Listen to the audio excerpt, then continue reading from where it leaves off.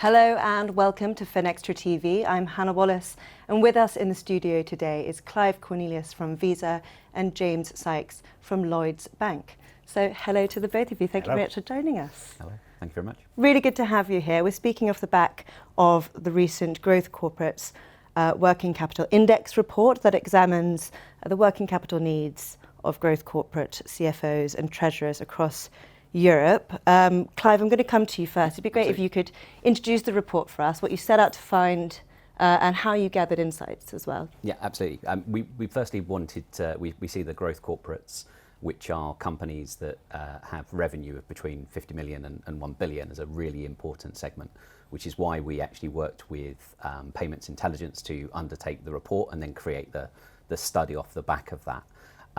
We actually delivered the report with interviewing 873 treasurers and CFOs across 23 different markets. We focused it on particular segments, so we focused on fleet and mobility, commercial travel, agriculture, and also healthcare, to get the insights from those different sectors to see, whether there was a major difference in the type of views they had of how they most utilise working capital solutions. All right, thanks for setting the scene for us then. So what were the key findings and what did that tell us about the state of play across Europe? Very interestingly, from a Europe perspective at least, out of the 5 regions we covered in the study, Europe actually ranked lowest in utilising the working capital solutions, which, if I'm honest, knowing Europe as I do, I was quite surprised by that outcome. I think the second thing is that out of the working capital solutions used, that working capital loans were the most common one that was utilised out of the options that are available to the CFOs and treasurers.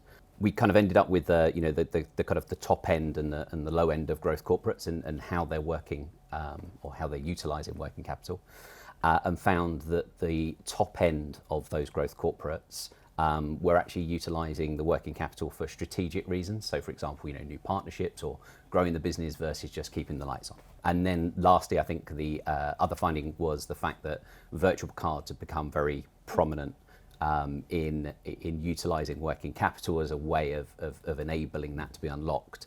And obviously working with the likes of Visa and Lloyds is a really good way of being able to unlock that for those growth corporates. Yeah, there's a lot of potential there, some significant findings as well. So thank you, Clive. And now, James, it'd be great if you could highlight some of those challenges then that were covered in the report as well that CFOs are finding across the UK and Europe. Yeah, we're seeing lots of challenges that growth corporates are facing into. Clearly, they vary based on the sector, geography, customer base, supplier base, where that business is on their growth journey, and definitely their aspirations and their goals. But in terms of engaging with our customers, we see probably 5 themes that come up very regularly.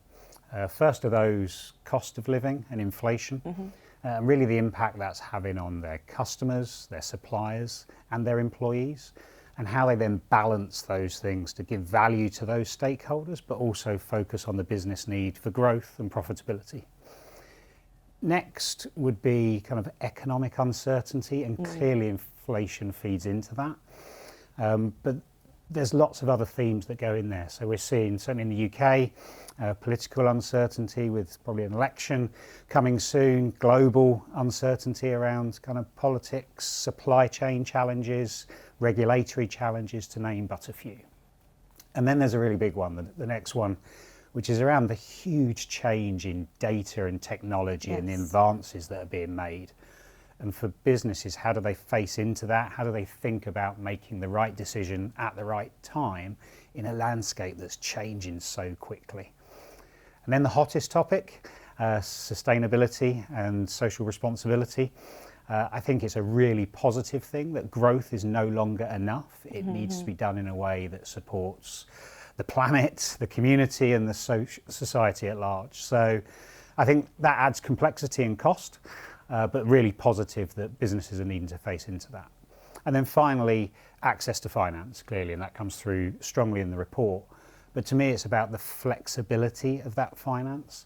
So how do they think about funding growth as they're trying to unlock technology and sustainability and client need in a different way. So I think what's really interesting is, whilst we've talked about challenges clearly, we're seeing a lot of businesses really face into those as opportunities and using the change as an opportunity for growth and competitive advantage. And that leads me nicely into my final question then. What is the response to those challenges, and how are you seeing CFOs deploying solutions as well as investing in growth moving forward as well?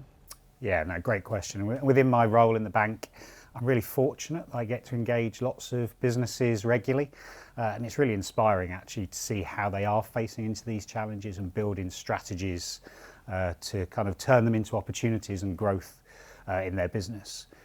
So probably the first observation is engagement. We've seen a really strong demand from businesses to engage with the bank, use sector specialists and the expertise they have, engage in the research and insights and reports like what Clive's just talked about. Events and kind of networking, they kind of see the value of listening to others on specific topics, whether that be trends in the market, sustainability, technology, so they can take those use cases back to their own business. We're also seeing businesses really thoughtful around leveraging what the bank does in terms of new software technology and accessing that. So things like working capital management tools to enable them to forecast and scenario plan, risk insights so they can think about impairments and protect their business. We've seen things like cash management software to help them with the payments in, payments out, so they can be as effective as possible. And then also expense management. So we work with Visa on an expense management tool, which is actually trying to protect business, help them manage their costs more effectively. But I think what's most exciting is, Clive talked about kind of traditional working capital lending. Actually, customers are now really considering different tools for different scenarios. We had a fantastic asset finance example where a manufacturer has implemented solar panels to meet their sustainability needs. But that's delivered huge cost savings to their business, which has given a return on investment in the first year. We've seen customers use acquiring to try and get their payments in quicker because they're seeing the benefit of even individual days of getting money in quicker from a working capital perspective. We've seen customers leverage their debtor book to kind of unlock value in invoices. So as their customer base grows, their availability of funding grows as well. And then really exciting, and clearly I would say this, and Clive talked about virtual cards, but we're seeing a huge adoption by businesses because they see the value in being operationally more efficient, unlocking value in payments that they already make and working capital.